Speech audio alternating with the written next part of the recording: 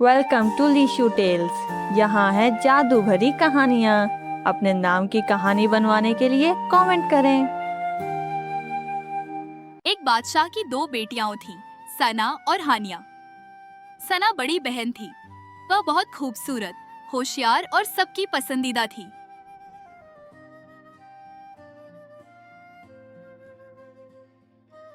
हानिया छोटी थी, लेकिन उसका दिल बहुत साफ था और वह हर किसी की मदद करती थी।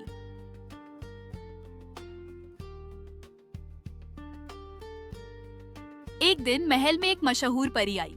उसने दोनों बहनों को एक एक जादुई गुलाब दिया और कहा, जिसके दिल में सच्चाई होगी उसका गुलाब हमेशा खिला रहेगा। जिसके दिल में सच्चाई होगी उसका गुलाब हमेशा खिला रहेगा। दोनों बहनें खुश हो गईं। कुछ दिनों बाद सना ने देखा कि हानिया का गुलाब पहले से ज्यादा खूबसूरत होता जा रहा है, जबकि उसका अपना गुलाब मुरझाने लगा था। सना परेशान हो गई। उसके दिल में धीरे धीरे जलन पैदा होने लगी। एक रात सना चुपके से हानिया के कमरे में गई और उसका जादुई गुलाब चुराकर महल के बाग में छिपा दिया। सुबह हानिया ने अपना गुलाब गायब देखा। वह उदास हुई, मगर उसने किसी पर इल्जाम नहीं लगाया। उसने बस कहा, अगर किसी को इस गुलाब की जरूरत थी तो उम्मीद है वह खुश हो।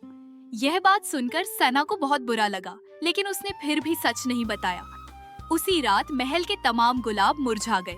बाग अंधेरे में डूब गया और जादुई परी दोबारा प्रकट हुई। परी ने कहा, जहाँ जलन और झूठ आ जाए वहाँ जादू खत्म हो जाता है।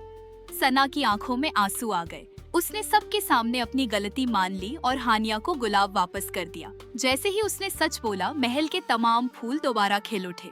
बागा पहले से भी ज्यादा खूबसूरत हो गया। हानिया ने सना को माफ कर दिया और उसे गले लगा लिया। उस दिन दोनों बहनों ने सीखा, सच बोलने में देर हो सकती है, लेकिन सच हमेशा अंधेरे को रोशनी में बदल देता है।